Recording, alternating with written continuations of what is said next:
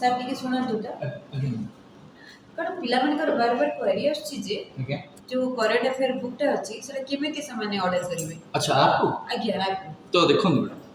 तो पिला माने जो माने भी देखुथिबो एठी देखुछ आड आप मो ओपन करिछि तमे स्टोर ऑप्शन को जीवो एठी प्रिंटेड बुक अछि प्रिंटेड बुक को क्लिक करियो फास्ट देखि पड़छो एठी मो बुक ऑप्शन अछि तले मो बुक को क्लिक करूछो एठी पिला ने तुमको मोर ऑफर ऑप्शन को क्लिक करिवार अछि 151 प्राइस देखौछि बट 151 नो मोर ऑफर ऑप्शन को क्लिक करिवो क्लिक कला परे कोड तुम यूज करिवो Y281 Y281 यूज करिवो अप्लाई करिवो बुक रो प्राइस 147 रुपीस पड़ोछि पिलान बाय नाउ ऑप्शन को क्लिक करियो तापरे तुमरो जो डिलीवरी एड्रेस अछि से एड्रेस दबो पिला माने एंड एड्रेस दबा पर ना पिला माने तुमको थ्रू यूपीआई पे करिया पे पड़िबो मात्र 147 रुपीस रहउछि बुक रो प्राइस तो जो मैंने ऑर्डर करना एवं ही जाओ R24/7 स्टोर को बुक को ऑर्डर करो नो डाउट बहुत सारा भल पाए तुम समस्त बुक को आशा भी रही आगे को बहुत सारा भल पाए बुक को मिल थैंक यू।